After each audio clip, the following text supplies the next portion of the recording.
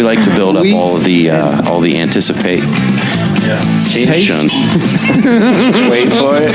Let's say hypothetically that I don't know anything about fly fishing. Yeah, right? It was like this instant 8-way man crush. I'm on the fence. The time we've been doing this podcast, I've never seen Uncle Buck perk up his butt. It's dolphin procreation. Like you just flipped up out of your chair. Yeah, he just blew out his blowhole. What are you talking about? And that's pretty much my dream coming true is to actually meet you guys. Yeah. Well, I'm the humblest guy I know.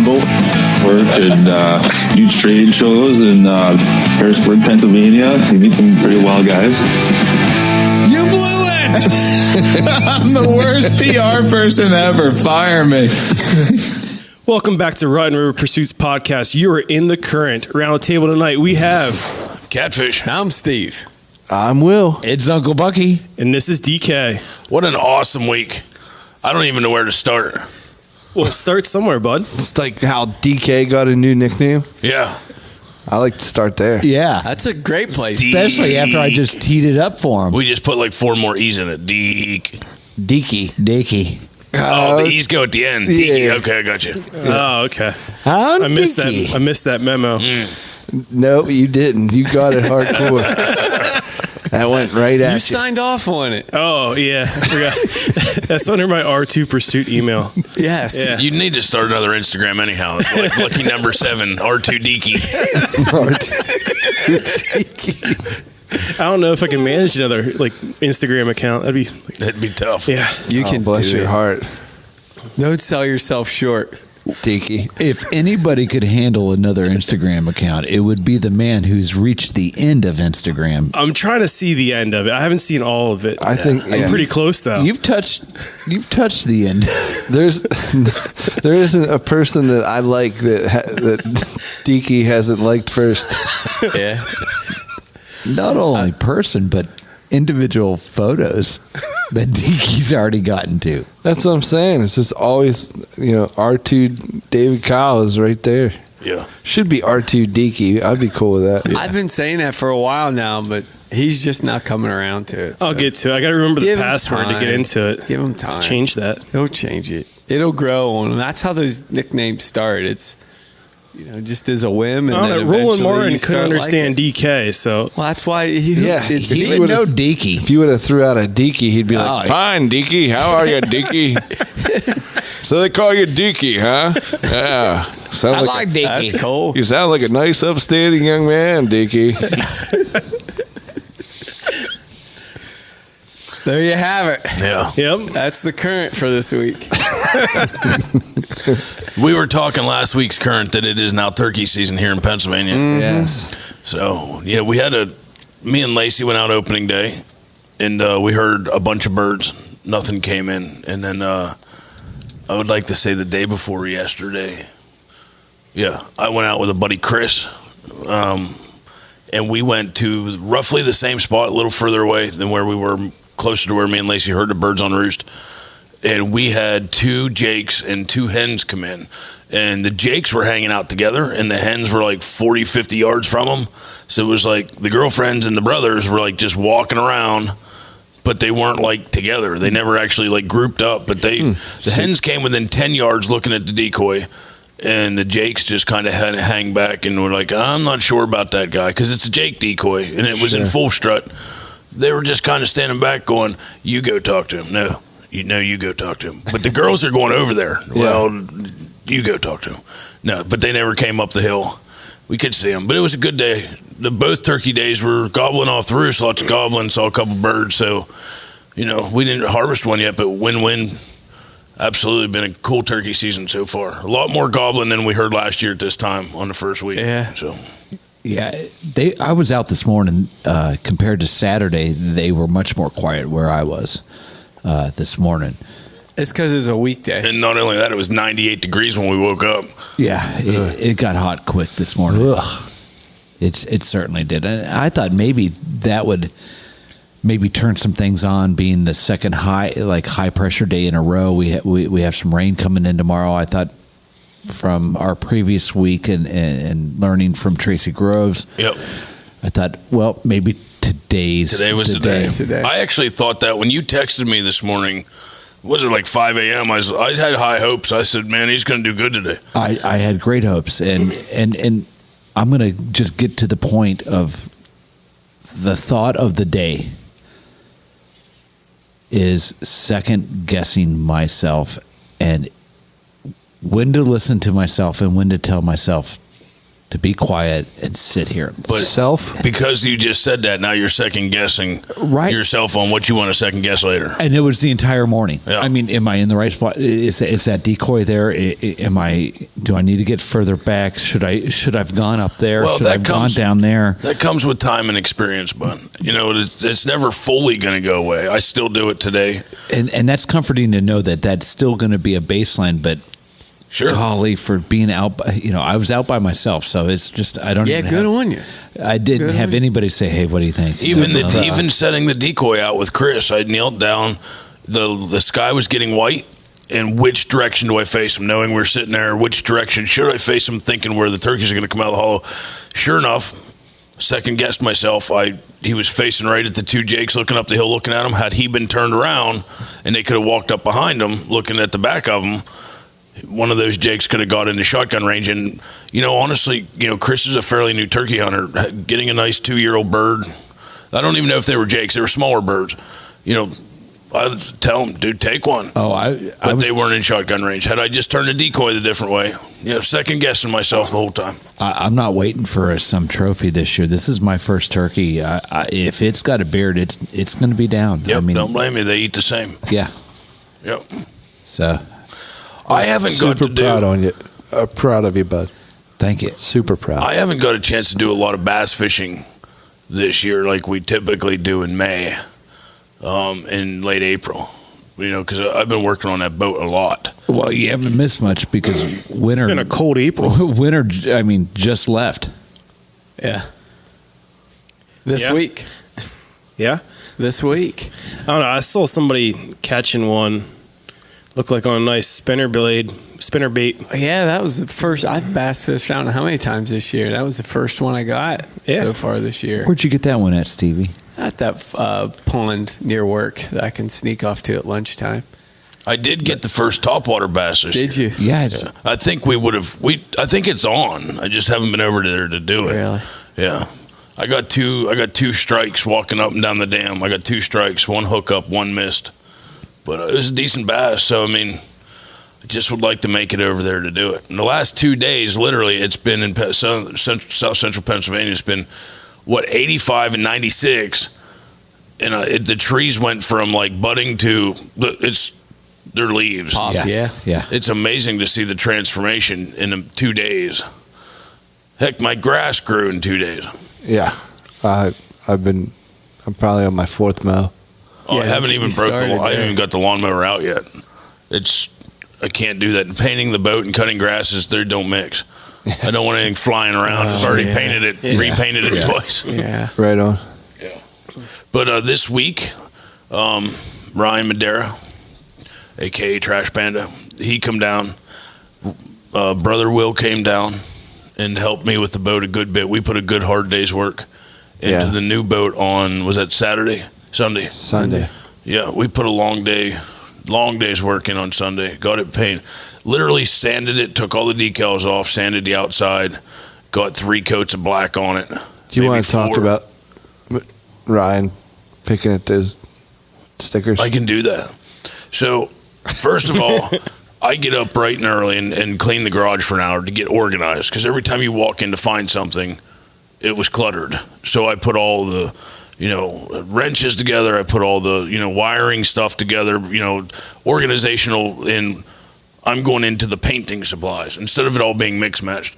So I did that for a couple hours, and then I went out and started peeling stickers off the boat, the decals, with a razor blade, just a razor blade in my hand. Catfish. Just peeling them off. Were those Deaky cows? They were Deaky cows. All right, thank you. Decals.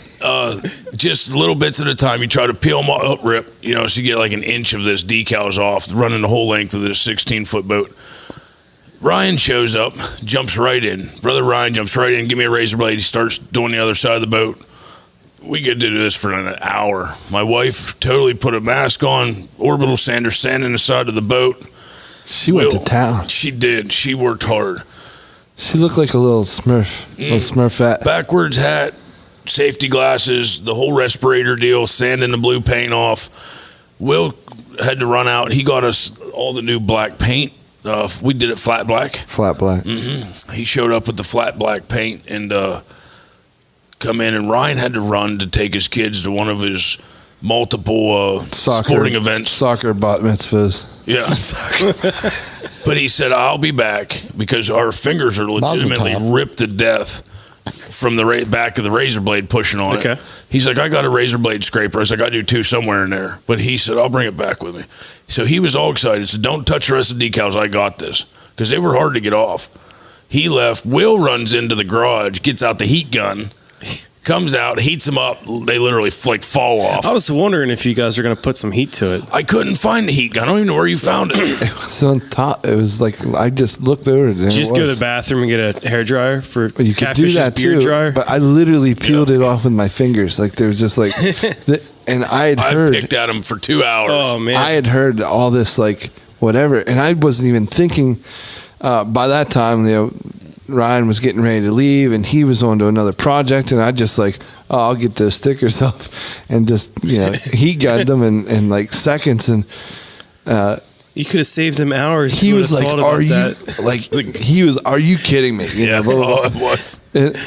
And then the best part was like, look at my fingers all torn up, beat up, man. Ryan shows back up, and that was the best part. That was the best part when he got out of the truck. He doesn't even jump out. He puts his arm out, and he's like, "I have the tool." It was like the torch at the Olympics. He's like, "I got it." It's just a scraper blade. Like, and I don't even know that would have worked. Blade. Yeah. He didn't know you bogarted that decal He had removal no project. clue. I did not have the heart to tell him. It was like, from his truck to the boat was this triumphant slow motion walk, and he was like, slow deflation. Oh, he was coming over. Yeah, it was gonna be saving the day. Where are the stickers? He looks down and you gotta be. Yeah. He didn't even finish the sentence. Sentence fragments. He was speaking in sentence fragments. We threw So him he was upset. I threw him right onto sanding. We did. I'm like, you don't have time to think. Will's done with that. Let's move on. No, but it's looking awesome. Yeah, I'm excited about it. That color scheme's looking good. What I have no anxiety. So what I've found out in my life is, I've gone to bed pretty much every night of my life thinking of fishing or hunting, but there's not been a night that I haven't thought of the perfect boat. Like, I have a problem always thinking through multiple boats, this boat can be better, sell it, build another one, sell it. This is the first time where I'm really happy with the way it's turning out. First of all, we did it all flat black and gray. It looks real good. We custom made some pieces for it, and it's been rebuilt literally from the hull up. So it's I'm happy with it. We kind of sprayed. We were spraying the boat flat black. We kind of sprayed as much as the trailer black, taped off all this stuff as we could. We'll have to get that more when the boat comes off, but it looks fairly decent. I mean, the neighbor came down the hill. He's like, "Man, where'd you get that boat at? Is that what I saw you painting? I'll give you $7,000 for that right now." Wow. I said, "Thank you. I appreciate that." No, I spent 100 hours doing it now. Yeah, mine. But it looks pretty nice. But to have all the help come over, like Ryan didn't only bring the scraper, but he brought me some Yingling, and I was like, yes. Yeah, he brought like a 12 pack. It's like 9:30 in the morning. I need that now. But it was. We got so much accomplished Sunday, from where my goal was to literally get it sanded and prepped for paint so that I could paint it Monday.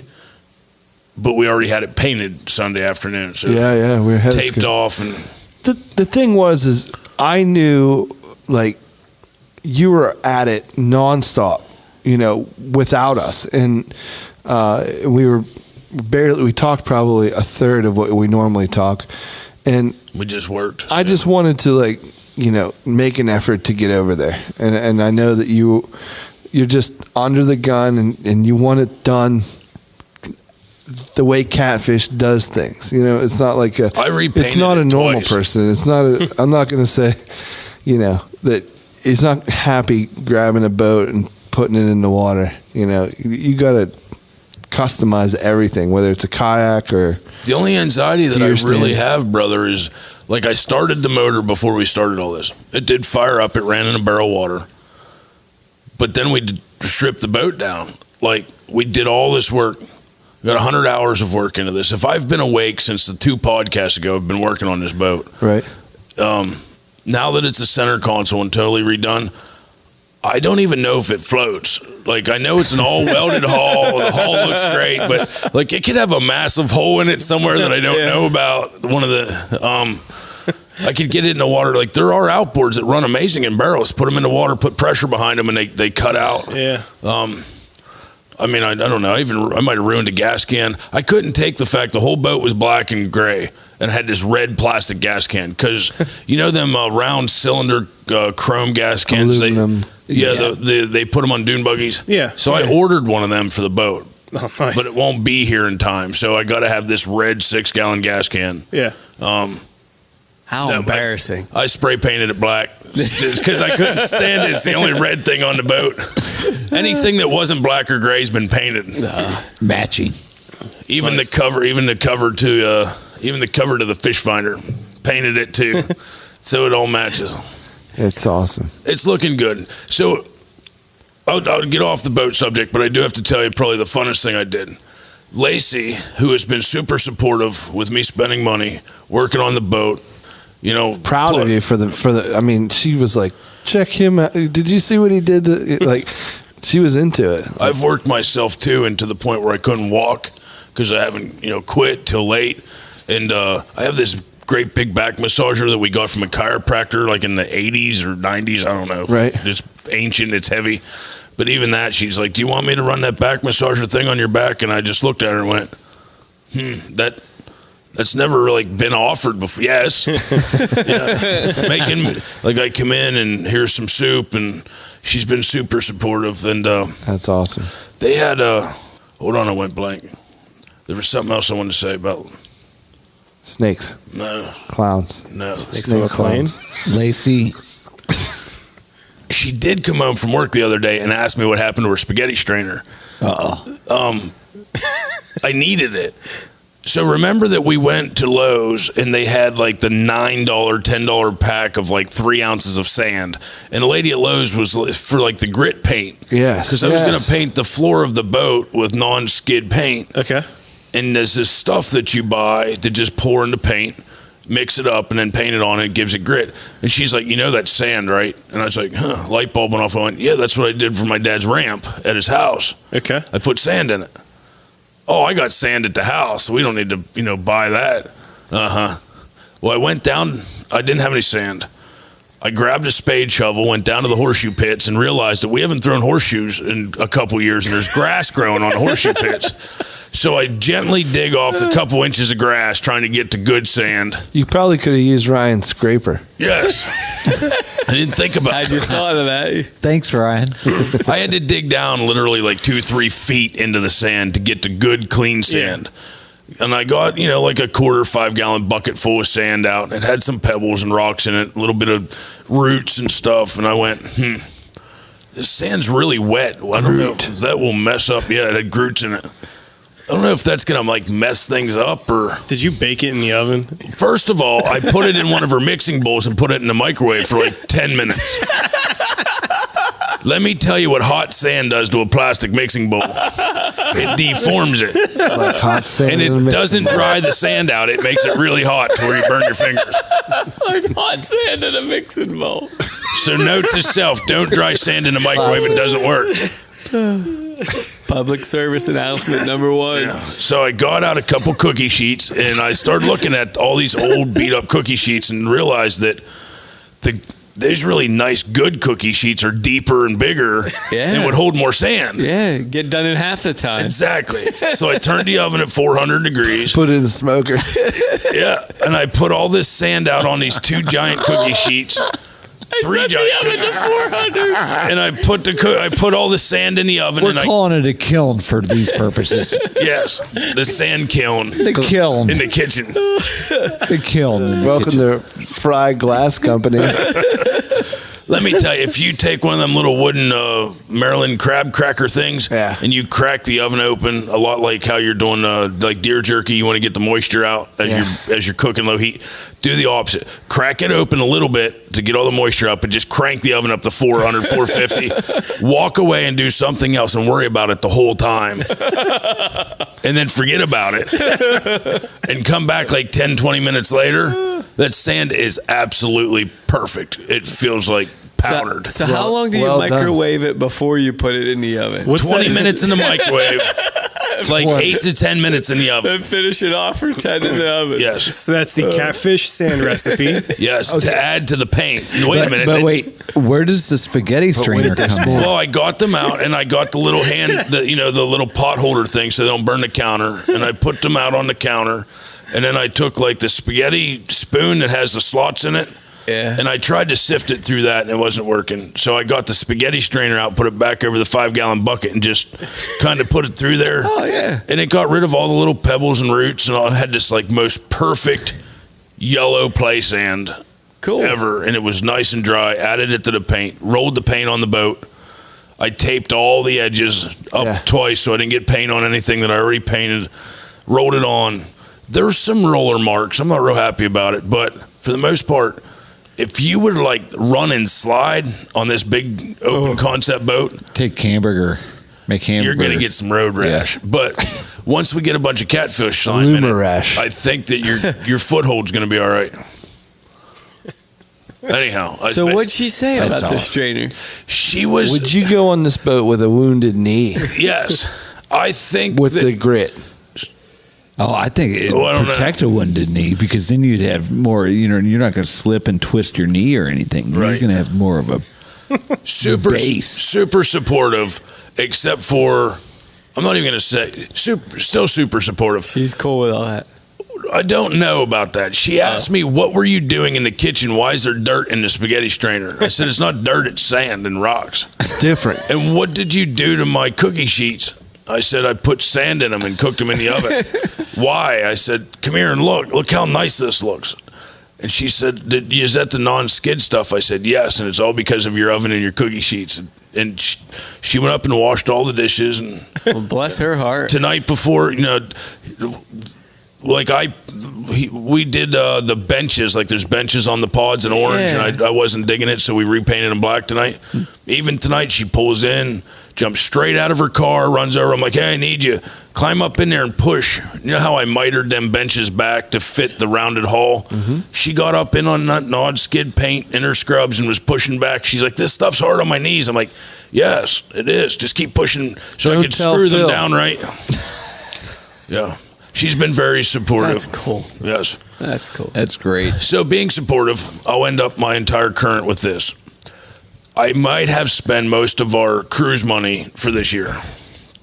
So this is important. Guess Lacey found a phenomenal 25-year anniversary for two people. It was like $6,000, but they're selling an all-inclusive 6-night, 7-day package on this little island that's only like the size of a football field. Razor grass. Yes, that's 60 yards away from Honduras. That you just take this little boat back and forth, but they're them little huts over the water. Okay. And it's all inclusive. They have their own restaurant, their own security, blah blah blah blah blah. For like $2,300, all inclusive, everything included. And so I told her, yes, do that, because that's not a $5,000, $6,000 cruise. That's more stuff for the boat. Yeah. So go ahead and do it. Where is it? And she went, oh, it's in Roatan. I'm like, cool. No, that's cool. It's a resort. We learned our lesson. Yeah. Guess where it's 60 yards off the beach from? Needle Beach. When I was in Casa Argenta, I could see that place down the beach. So, It's off Crack Beach. And I literally said, no. I don't care if it's $1,000. No. She's like, but look at it. She started showing me pictures. And then it hit me like another light bulb. I went, it's been a while since I had a really good podcast story. Yes, book it. Oh my Because I'm taking my good binoculars. I'm going to sit there and watch Casa Argento in all my spare time. So we're going back to Crack Beach. Oh, bud. It's a 60-yard swim to get to me this time, but I'm thinking what will happen is if I go I out, am the captain now. I'm going to go out on the balcony and I'm going to set like booby traps and stuff. And I'm going to go out and be like, hey guys, over on the beach. Yeah, you guys, look at my new cameras I got. It's me. It's Me and my wife are looking for a place to go out to a fancy dinner so she can wear her diamonds and stuff. But that's not till tomorrow. We're going scuba diving tonight. We won't be home all night. So that the guys will come out and I can like set snares and stuff to catch the guys that rob me. There's your the other stuff I and think about. Somali pirates are going to invade your place. Did you confirm plumbing is with water at this place? Well, here's the thing. It's a bungalow over top of the water. So I don't think it falls into like a trap door through the PVC pipe under. It may just fall in the water. there you go. You're chumming. Problem solved. I don't know. You're chumming already. No, I don't really know. I don't know how you go to the bathroom on a thing built over the water. I didn't think about that. I'll tell you about it when I get back. Know, please do. I can't wait. I don't know. Dropping a brown trout. Back to Roatan, I guess. All right, I took up most of the current. I'm sorry, but it's been a long week. That it has. How are you feeling, Will? I'm okay. Just okay. Yeah, bud.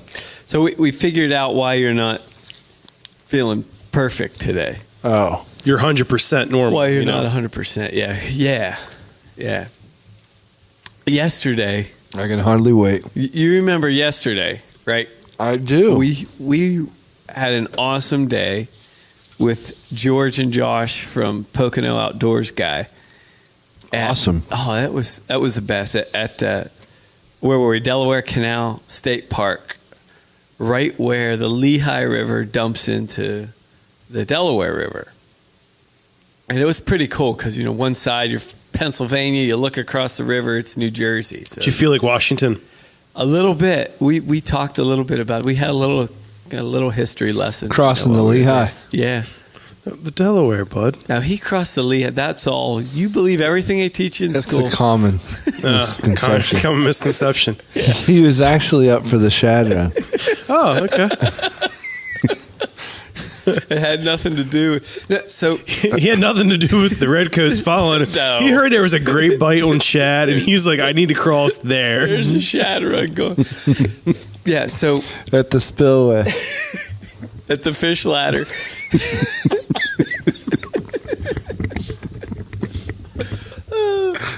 So we fish, and we'll talk more. We can talk a little bit more about that. George later. Washington. About George Washington. No, about George and G-Dub. Josh. The great shad fisherman, George Washington. Yeah, that's what he was known for.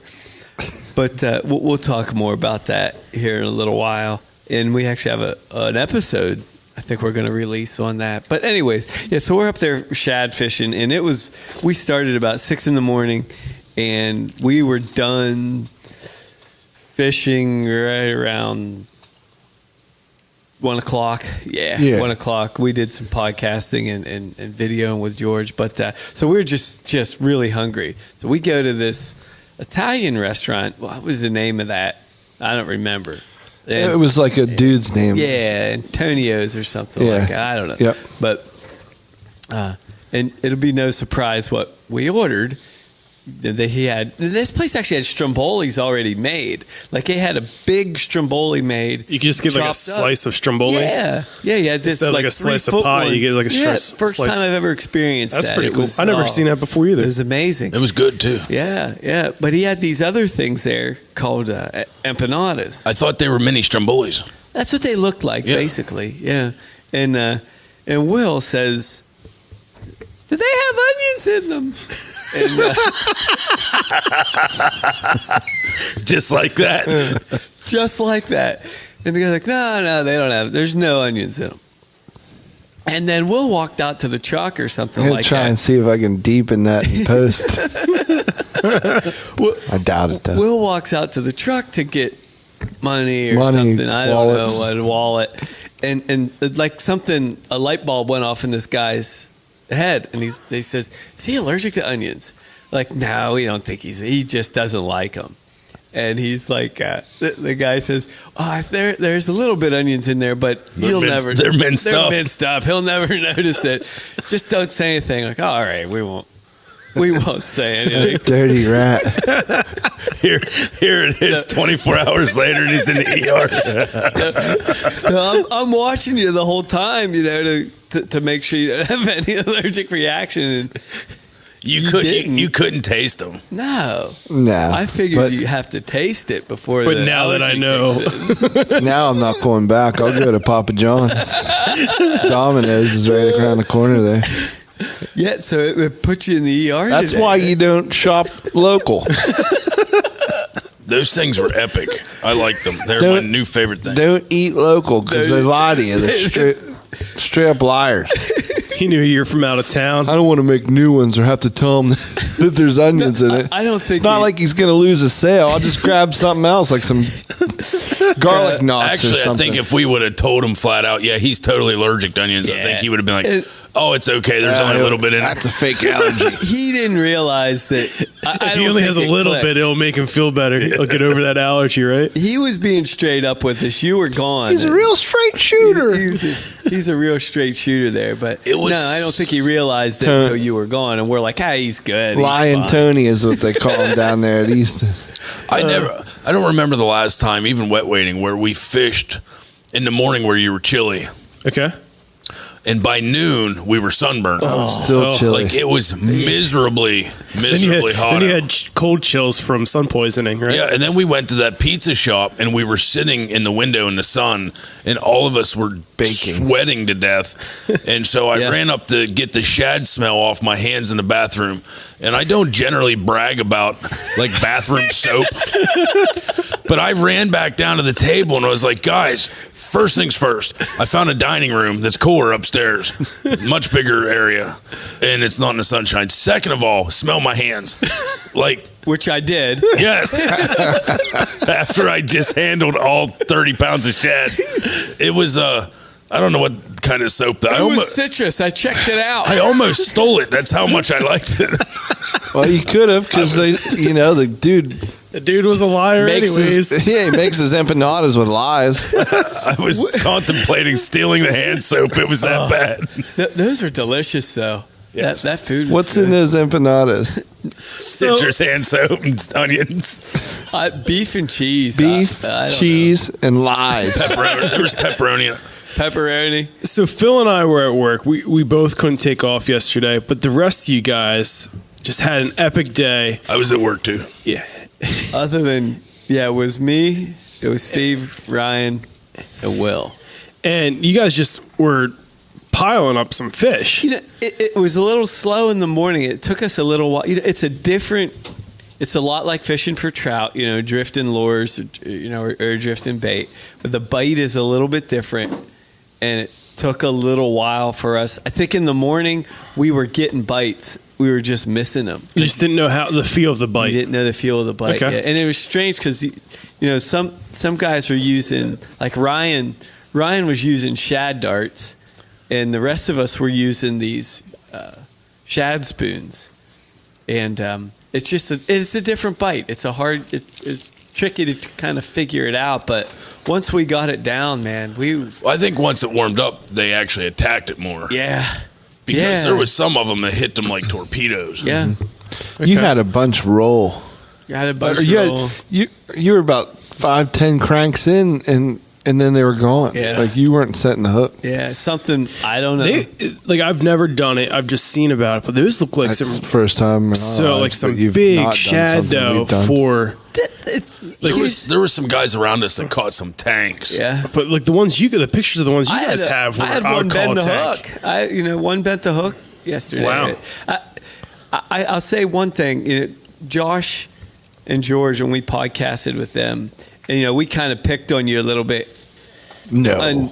Never. That doesn't happen. Yeah, surprisingly. Because you had talked, about the shad. Let's talk about shad in Delaware. Why would we talk about bait fish? But it was a lot of fun. And they said, the average fish, 2 or 3 pounds. And I'm thinking, I don't know if these guys have ever weighed a fish before, but any shad I've ever seen, you're lucky if it's, the size of your hand. Yeah. but they were dead on. I mean, it was we brought back 9, and it was all but 30 pounds. And we released twice that many. Oh yeah, Yeah. easy. Yeah, That's awesome. Most of us had to wait till the end of the day till we got in just to the spot. You know. Yeah. Well, Will was second to last to catch one. I was last. Yeah. I was an hour after Will caught one going, what am I doing wrong? Like, there was an old guy sitting next to me, like in his 70s. He came in and sat on the rock This is next awesome. to me. His name was Puck. And I know because after about a half an hour of watching him catch, like, I'm not joking, 10, 20 shad sitting right beside me. Exactly beside him. I got up 5 times to change my setup to exactly what he had on, to the T, running tandems like to the inch, the same colors, all but dyeing these shad darts the right color, cutting the skirts the same size, throwing in the same spot. I got him caught up twice, studying what he's doing with the rod. It all came down to retrieval speed. I was bringing it in too slow. They want to chase it. Okay. He was burning it. Like, he was like, the water was coming down. It's like a whitewash. And right at the edge of the whitewash from that drop off, like there's a spillway. So Okay. you can imagine where the whitewash stops and the water turns back blue. Yeah. You had to throw like 3-4 yards into it and then burn it right through that corridor. And they hit it in the same spot every time. Nice. I threw it in, let it sit for a few seconds so it would drift down to the bottom, and then I'd reel it in slow. No, he was like burnt, like he was reeling twice as fast as me. Second I started doing that, bang, bang. Current's so fast. I mean, it's going to take your. So if you're throwing up just a little bit, maybe what is it, 10 o'clock? It's at 2 It'll o'clock. take you 2 o'clock, 3 o'clock to In then, seconds. Then you start to reel it in. He's bringing it almost straight across. Yeah, so he's throwing at 10 o'clock, and by the time he's got it back to him, it's not even. It's almost at 12. Noon 1. And I was reeling in, like I was throwing in at 10 o'clock. By the time I got it back, it was clean down at 3 o'clock to my right. You were almost keeping that mindset of, because the darts look like a jig, so you were kind of thinking that flounder tandem jig where you hit it to the bottom and you're jigging it back up when you retrieve. Exactly. And they're just burning it because I guess the angle of that shad dart gives it its action, not like a regular weighted jig head that we're used to. And I think they hit it as it comes by them. Like I think they turn and chase it. I think it's a reactionary bite. It's not a feeding bite. Yeah. I got to stand up on the rocks because we were down waiting. I didn't have any angle whatsoever to see the fish. But when I got up on the bank at the one point and we were up on the rocks, they were in schools of 3 or 4, just kind of like chasing, like they're like 4 or 5 feet in front of you. Yeah, they're all going at the same time, just and they're just ripping around. Like I don't know what they're. That's Will awesome. kept standing next to me on the rocks. They're looking down, going, "Look at all of them! Look at all of them!" And I go, "I can't. Stevie has my polarized glasses on." He's From halfway weeks down ago. the river, hanging out with a fly fishing. We dude. were so excited to get going though. Like we must have had 10 rods in the bed of the truck that we weren't using. Gear, tons of bags. Well, Stevie was going, so he had thousands like 2 of different dollars. bags. I know. Plus, I bet you had a plastic bag worth of bait in it that you need, like a regular shopping bag. And your tackle box. I had 3 bags, a vest, and 6 rods, I think, And 5 or 6 and a cooler. rods, and a cooler. Yeah, and I used no tackle.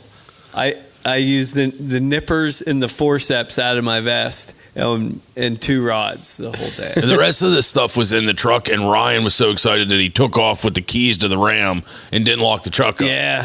So we weren't anywhere we could see the truck. Yeah. And I was looking at Stevie going, we can't just leave all this stuff in the back of the truck. No, we had a couple grand worth of stuff back there. Yeah. We put it in George's Jeep and locked it all. We crammed it all in George's Jeep. Yeah. I had a funny bio break. It wasn't funny, but I went to the bathroom. And That's hilarious. Buddy. Catfish went with me, not to the bathroom, Whatever, dude. That's cool.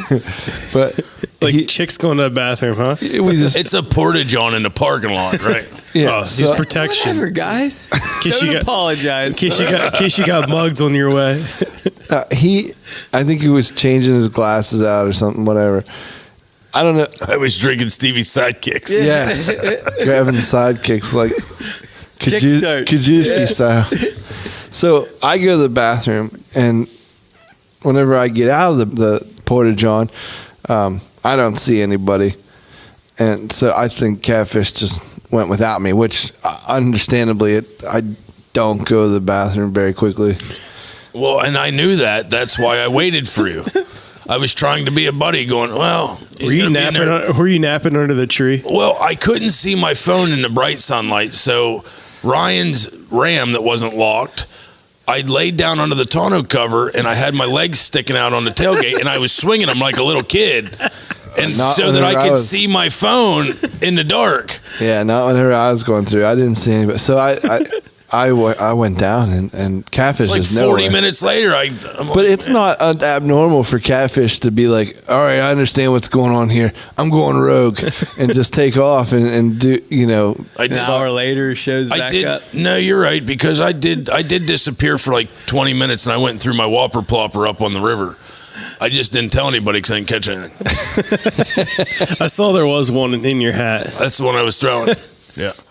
So it was about 20 minutes till Catfish comes down.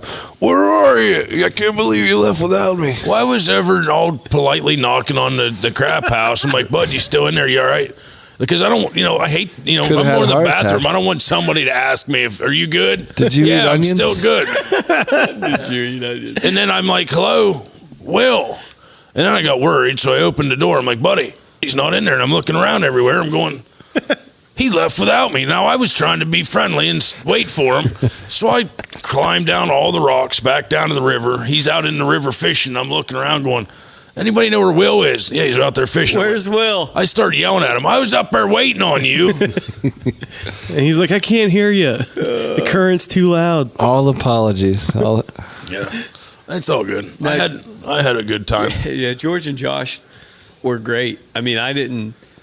When we got there, George had a tackle box, a big Plano box, and it was just overflowing with split shot and wasn't at the end these hardcore spoons. Yeah, and at the end there was maybe 2 left, 3 or 4 spoons left. I know. At one point, I tied when I was keeping an eye on Puck there, watching what he was using, and I tied up one of those tandem rigs, and I think I casted it twice, and snagged and lost both of them. So I felt bad, but boy, those guys did. He said they were.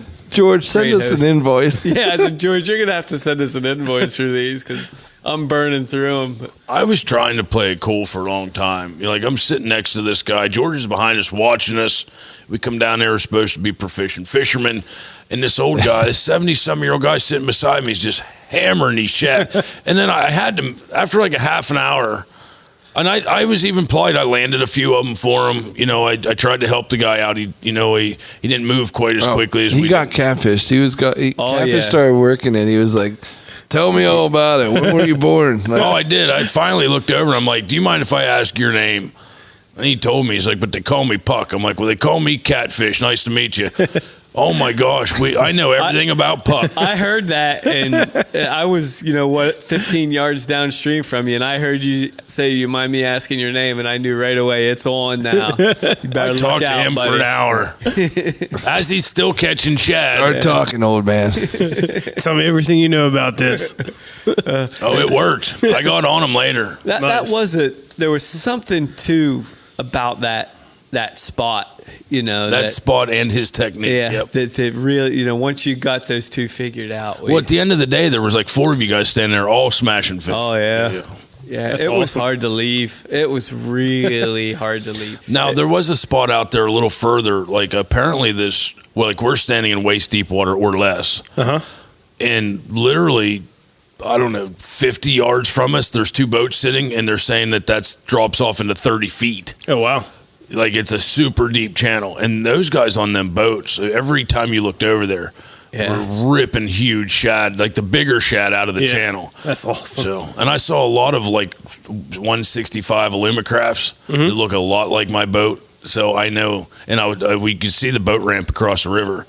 I know exactly where to park and what to do. I have no idea how those guys must have anchored down with a 55-gallon drum full of rocks or something Yeah. like that, because that current Full was of titanium. moving. Yeah. It was, it's what they were in the Delaware. So if you got your chest wet, let's say hypothetically you got too deep and got your water over your chest waders, Will, that current was so strong that it could have taken you away. Just to stay. Kind of ended up down in Delaware Bay. Yeah.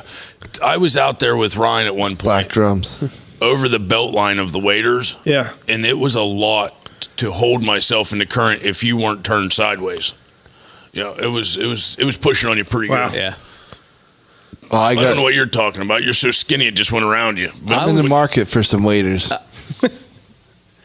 Yeah, you're going to have to see, watch the next episode of Pocono Outdoors Guy. I think you wonder- might. I wonder if Duluth makes waders I know, right? because Will needs them. At one point, I looked over and there was like from the crotch the whole way up to the back of his butt crack, like the whole way is just split wide open. I'm going, how did you do that to a pair of waders? How do you blow out waders, bud? It's not the first pair. I've God done that love to you. either. I'm telling you. Waders and So those were chest waders, not like waist waders. No, they're chest waders. Okay. They're like knee highs now if you cut them off. You got good boots now. Well, they had a hole in them to begin with, didn't they? oh, I got rid of them. They're in They're in a dumpster in Easton. I left a piece of me back in Easton. I think it's time to get to the better the hunt topic hat. Well, Yeah, that's a good idea. let me shake up his topic It's a hat. shaking. So It's a shaking. This is the better hunt. I wonder if Randy's digging our better the hunt topic hat. Randy Stoppenhagen. Yeah. BetterTheHunt.com. is. So this week's topic for the Better the Hunt topic hat is What is it, Deaky? mono or braid fishing line. your Dun, mouth. dun, You dun. had to go there. That's the draw, the luck of the draw. What's in the hat? Seems like some lucky listener. Well, we didn't put a name on the listener. They put it in. So Nice. We just had some of this conversation about Ryan. So Ryan down there shad fishing was using braid. now he's relatively new to fishing. Yes. So Old Chad Ryan, they call him now. They do. Yeah. Ryan brought up an interesting point. Uncle Shad. Uncle Shad said that pound for I pound, like it. pound for pound, shad are the hardest fish to net. And I believe him. I don't think so. Oh, man. It's kind of like He baseball. only- You got to watch them into the net. If you take your eye Wait off for your them for a pitch. second, they're gone. Yeah, you lose them in the lights. I think he was losing them in. Oh, he was. Ryan did the classic mistake though of like getting ready to scoop up a giant shad that Stevie had on. Yeah. And he grabbed the line. oh And when you grab that line, the hook pops. yeah. And he's like, "Oh, I lost him." Turn around another time. "Oh, I lost What him." happened twice yet?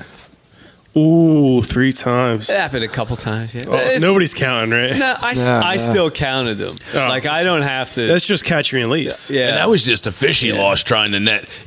If you hear this story from him, he'll tell you that he stepped off a rock in the wrong direction and fell in the river up to his chest waders. Which he did. What I saw was him running to the river in slow motion and doing like a giant swan dive and just landing on his head in the river and then like sat up dazed and confused. 'Cause when he did go in, he looked a little dazed. Like the cold water down inside his Must have chest shocked waders him. was enough to Yeah. go. I That just happened. I felt I don't know bad. what he was feeling. I almost put the rod down and gave him an arm to help him up. Then Almost. he had a Almost. bite. So Yeah, but at that point it was on. So He was trying to net a fish, I think, for Josh or something. And he just went down. yeah, I think we explained this, but like the fish action is crazy, and but the way that their body is shaped and the way the current is, it just adds up to all that fighting. But what I like the most about those things is that they'll make one big like run, and they'll just a lot of them will just end up just beelining away from you and then just flipping up in the air like a tarpon or whatever. Yep. Yeah. But I think that's Stevie lost a bunch in the air. You got to bow to the I don't tarpon. think we right? were setting the hook. I lost a bunch. The current, the current's moving. I like the current. And I don't know. They're not biting to eat it. So they're at least that's what the way I'm trying to put it together is they're not biting to eat it. So they're not like biting and holding on and running away with it like a fish typically does. It's just a nip. They're at it to kill attacking it. So you gotta you have a fraction of a second to set the hook. I had one swallow a hook, and Josh was like, "Oh, I just told Catfish that they don't swallow the hook." They did that time. So back to this topic hat, braid or mono. Oh yeah, that's where I was going. Were you guys using mono yesterday, So or were you using braid? Or Ryan had- Trash Panda was using braid, nobody else was? Yeah, he had braid on using a leader. Okay. So every time he broke off, he had to retie A leader, and a jig. swivel, and a jig, and so it took him a lot longer to tie up. And in that case, where it's one versus the other, so when we're catfishing, you're sitting still. Yeah. And I got 80-pound braid tied to a 100-pound barrel swivel, tied to a 50-pound mono leader, tied snelled to a circle hook. Yeah. But I throw it out. They do get hung up. But for the most part, I'm not throwing out casting for shads, thousands of casts. Right. I'm casting, letting things sit. If it gets hung up, who cares? I know the bait's on it, and the fish will get it loose. Like these flatheads will get them fish out of them rocks, and it'll pull it loose. However, with Ryan's deal, every time he got hung up, he had to retie all that crap up. Yeah. So if you're like on anchor fishing, braid with a mono leader, especially for like stripers or fish like that are sketchy about seeing line. I don't think there's any better way to go, especially if you need some abrasion resistance with the mono in the rocks in the river. But if you're going to know you're going to get snagged and break off all the time, I would just go with mono. Vice versa, like if I'm throwing topwater and I want to throw further, I'm fishing for bass that have no teeth to rip my braid up. Yeah. I'll throw straight braid. I don't need mono. Well, you said something there that you said about getting hung up.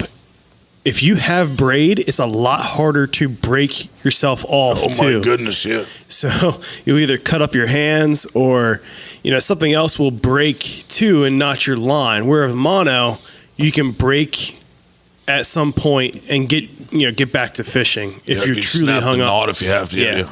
I mean, personally, I like braid for when I'm flounder fishing or I need sensitive bites. I actually. When do you need sensitive bites? When I'm trying to set the hook on a very sensitive bite. So like white perch, I was fishing for very light bite, and which you may not feel with mono, right? Because of the stretch. Yeah. Now, when we wet weight or when I bass fish, I'm using mono on a tube or Ned rig. If I'm fishing a crankbait or like a lipless crankbait, I like to fish. I use a mono. I mean, I use a braid on that, just because of my casting distance and my retrieval. I don't want any stretch in the line when I have the crankbait for myself. Yeah. But I want a little stretch when I have the jig. Especially on a topwater bite, they come up and crash on that. You have a fraction of a second to set the hook sometimes. Yeah. I don't want any stretch. Exactly. Because sometimes when they're jumping, they can jump towards you. Right. And But I like to use braid as well whenever I'm fishing any kind of topwater cover. Lily pads, grass. Honestly, if it gets wrapped up in a lily pad, it acts as a saw. Yeah. So the problem that I find too, George had some of this issue down there at the Delaware River, where if you have lots of current and not enough weight to keep you stationary, you can get what I call braid knots. Yeah. And sometimes they can be halfway up your spool. When I actually fish off the beach, when I'm surf fishing, I always use braid to get it way out there. And I use essentially like a catfish rig. I do put mono at the end of it if I'm not using like a small steel leader. Yeah. But when I throw out from the beach and I'm just like cut bait fishing, throwing bunker off the beach, if my pyramid sinker, if my hurricane sinker don't set in the sand and it gets washed back into the right, I can have all kinds, sometimes multiple braid knots, entangles with braid. So I guess if you're going to use braid on a stationary position, you're throwing some kind of bait and weight, make sure the bait stays put. That would be probably my best hint to people about using braid if you're going to be like throwing any kind of bait like that. I actually just picked up a new braid that I'm trying out, which is the J braid. Yeah, the J braid by Daiwa, which it looks just like P-Line, or it just looks the Power Pro, but it's half the price, if not. I think it's a third of the price. Yeah, it was like $10 for a 150-yard spool. Are you talking Stevie's language? And it looks great, and I used it a little bit over the weekend, and it's nice. So, but what about you guys? Mono, braid, Stevie, Mono, Will? E-Mono. So, I probably had like a third of my rods are spooled with braid, a third are spooled with mono, and a third are spooled with fluorocarbon. And you spool a whole rod? Oh, I guess trout rods. Yeah. Okay. Yeah. I guess I'm there bass too. Rods like 10 or 12 pound line. A bait caster will spool with, straight fluorocarbon, heavy fluorocarbon. And it just depends on. It depends on. Yesterday was all mono because the shad weren't really leader shy, and it was, it was 6 pound line, so it's thin, as it is, but they have soft mouths, so if you with no stretch, and you try setting the hook and you're using a stiff rod, you run the risk of ripping the line out, or ripping the hook through the mouth. So there's times where you do want that little bit of stretch. Yeah, stretch can be a good thing depending on what you're fishing and how you're fishing it. Yeah, today was on the river, was throwing top water, and I used straight braid for that, and then throwing a swim bait and used a fluorocarbon leader tied to a braid. So this could be 4 episodes. But the thing that hits home, the thing that I hate the most about braid is the wind knots. Yeah. And Phil took a picture tonight. It is so funny that you mentioned that. Phil took a picture. Wind knots, yes. Yeah. Like the current knots, same thing. Yeah, Phil took a picture tonight. We were at the river, and it was blowing right towards me. And so you cast out, and the wind catches onto it and just starts, making these big loops in the line. And as you retrieve, you get twists and loops in there. And then when you cast again, so I cast it again, and a bunch of loops got wrapped around one of the eyelets, and my Whopper Plopper 90 monkey butt that I threw 4 times snapped off. No. Yeah. Did you go swimming for it? I did not. There was no way I was catching it. Yeah. So it's that spot. I've seen you one of the time where you threw the Savage gear off. Yeah. Well, that one was up. This was right at the boat launch there. That one broke right in half though. The Savage. I only got the head back on that one. Yeah. It broke at the first joint. Yeah. I attribute that to a big muskie that I didn't feel. I don't know if we were saying this, but we were all pretty much running the 6 pound test. Yeah, 6 for pound the shad. For the shad. Yeah. Nice. I got a new 6 pound vanish. Or actually 6 pound fluorocarbon. Yeah. I got another buddy too I want to throw a shout out to that has come down. He works at Napa in Gettysburg. And speaking of like braid versus mono, he's been helping me out. He's been hooking me up with some stuff for the boat when I need stuff on a pinch on the way home. And he actually rode down. He stopped at the house. He lives at Lake Mead. I found out. Like he just out of nowhere, texted me one day on Instagram, direct messaged me. And then I walk into Napa and he's like, "Oh, hey, Catfish." I'm like, "Hey, who are you?" He's like, I just DM'd you. I'm like, "You did?" Oh. Well, I'm looking for inline fuses. Oh, yeah, here, let me help you. Ever since I went in there, been super helpful. That's cool. He stopped down. He's a very big supporter of the new boat build. But you said the J-braid, and like on his Instagram, that's all he uses. Like he's big into this J braid, and when I started looking at it, that's how I found out about it. You know, like the 8-meter multicolored J braid. Yeah. I mean, I know it looks like a rainbow, but I'm all into it. I think it's super cool. I've never seen it before, and I was in a bait shop, and I was not planning on buying line. I didn't need line. What drew you to it? Those the colors. What?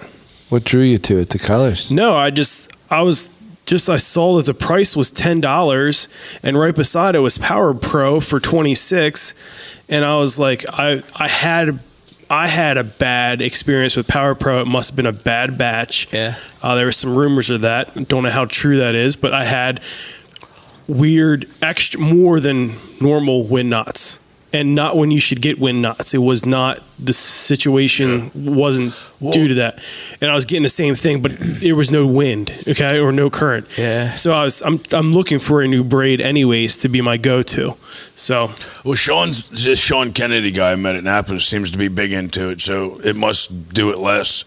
Nice. If he's using it fishing Lake Mead, it must be pretty good because he's out there.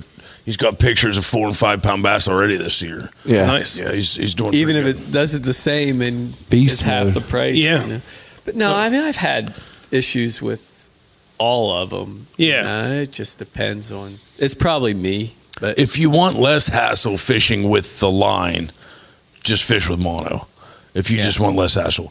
But if you want more tensile strength, more sensitivity, you just in general want to drag fish in, like bigger fish with much smaller diameter line. If you can get away with braid without the headache, I would go with it. I mean, I'm a big braid fan.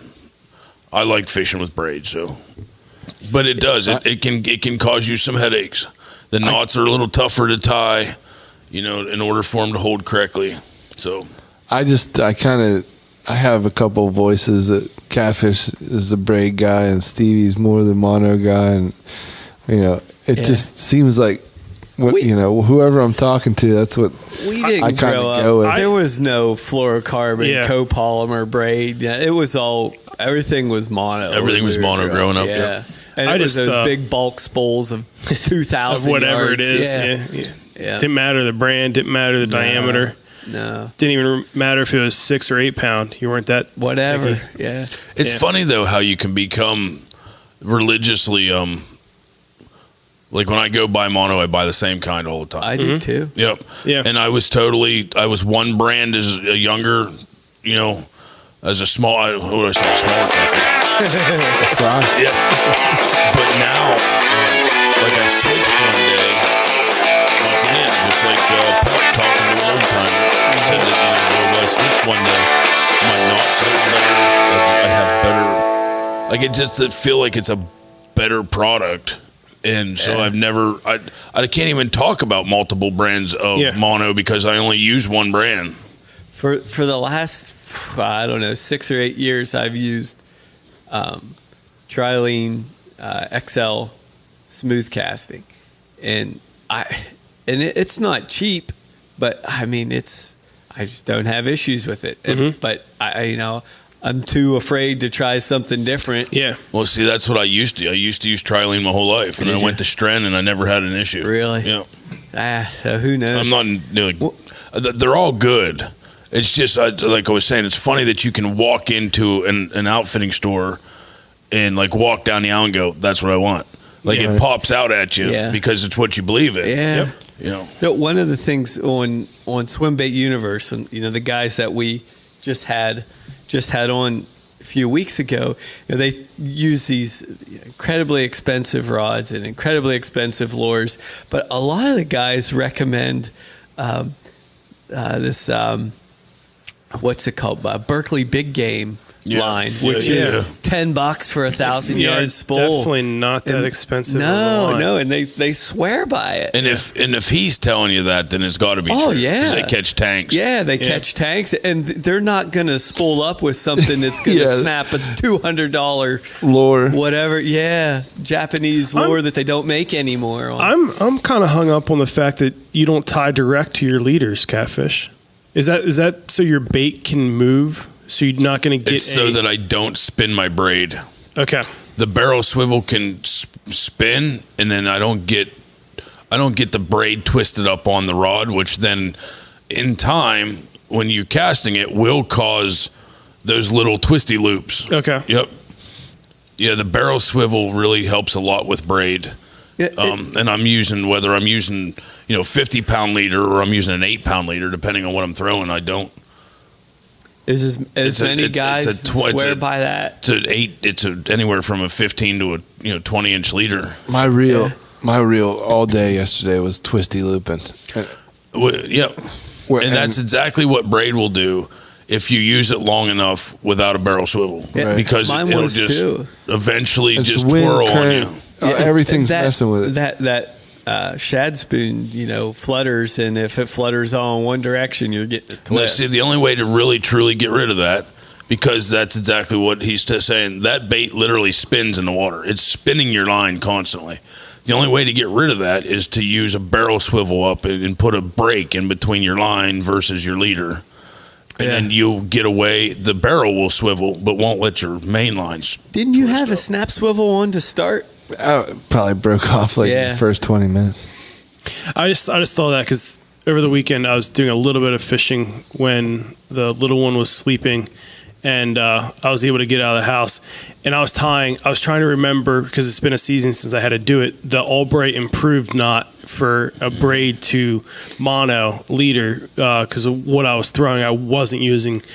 And the modified Albright. Now, don't get me wrong. Who developed that? Improved Albright. Don't get me wrong. There are species that I will do that. I was saltwater fishing. Yep, so. tarpon, stripers. Anytime you can get away with any kind of no barrel, no swivel, get rid of everything you possibly can, I will tie braid to mono. Yep. Yeah, it was just one of those things. Like the first time I went to tie it, I'm like, it didn't work. I'm like, how do I tie this? It's not like riding a bike. Yeah, I had to think about it twice, and then I was like, I forgot like one step, and then it worked the rest of the day. That's the same thing with Will just said too about snap swivels. I will never use a snap swivel in my life. I don't. Yes, it's quick to change lures constantly with a snap swivel, but I can't stand the fact that it changes the look of my lure. Yeah. And I think fish get used to seeing that, going, okay, so there's a minnow, but what's the giant 1-inch thing of meadow in front of it? Like it takes me a few seconds to switch out a snap swivel. Yeah. With a minnow chaser. Fairly proficient at cutting and tying knots that it takes me a few seconds longer just tying a knot on. Yeah, I know we're trying to wrap up, but Deke, we are. Wrap it up, Deeky. That's the snap swivel's one less thing it can break when you're setting up. Good point. If you're tying direct to your lure, then it's direct. Because you're still a knot with your snap swivel, but you could have had that on. Something could break there too. So you're naughty. Yeah. So it's just, I like to, like you're saying, certain species you can definitely get away from the barrel swivel, and that's one less thing. If you can get away with it, it's one less thing to worry about that could break, malfunction. Land this plane. You could lose your fish. But it's been another great week in the current. Stevie, where can they find us? www. You didn't see that coming, did you? It's been a while since we had the W's. Come on, Grandpa. I like that. I turned 40. Now I say www. On the World Wide Web. Do it Buckman style. www.ruttenriverpursuits.com. You can find us on Instagram. Oh, man. You can find us on Instagram, Twitter, Facebook. YouTubes. Hit the YouTubes at Rutten River Pursuits Podcast. That website looks awesome. RuttenRiverPursuits.com. Yes. Check it out. And look through it. Check it out. You can link to videos that we were on for the deeper videos. Yeah. On YouTube, you can look at Catfish's page. You can look at my page. I didn't know all that. I'm pretty sure that once we're on the once the episode releases from Pocono Outdoors, we'll probably have it on our website. If George lets us, so we'll it's link a it. direct link. Yeah. And you can also find all the other cast box. If you are worried, if you want to look at this cast box thing we always talk about, I'm sure there's a link on there No, I don't think there is. There's a link. There's a link to the most current episode of the podcast on our website. Bingo. Are you going to get me up to speed on this when I'm done with this boat or what? Yeah. Is that why you're letting me loose on it? Absolutely. I'm giving you some. Give him some Giving you a space, would you? 50-pound leader. Gosh, man, don't give him more Mono? work. I don't like snap swivels. So the thing about the website is that, in all honesty, it's going to be as fluid as our social media sites. I mean, it's always going to be different. So if that's one place that you want to, just kind of go find out where we're Check out what's going on. Yeah, it's going to be. We're going to be updating it constantly. So Good. It'll be current. it'll be currently current. Did you just go there? I did. I like it. Awesome current, guys. Thank you, Deeky. See you next week. Sneaky Deeky. Bring 'em weedless. Peace. Later.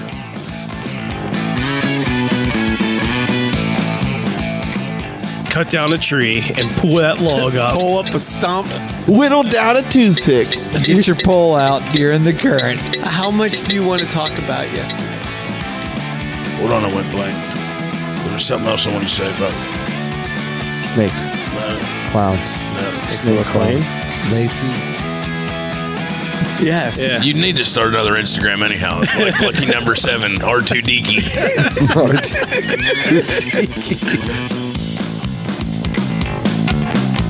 It'll grow, and that's how those nicknames start. It just is a whim, and then Roland eventually Martin you couldn't start understand DK, so Well, that's why it's He would know Deeky. If you would have threw out a Deeky, he'd be like, Oh, "Fine, Deeky. How are you, Deeky?" So they call you Deeky, huh? Yeah. Sound I like Deeky. That's cool. You sound like a nice, upstanding young man, Deeky.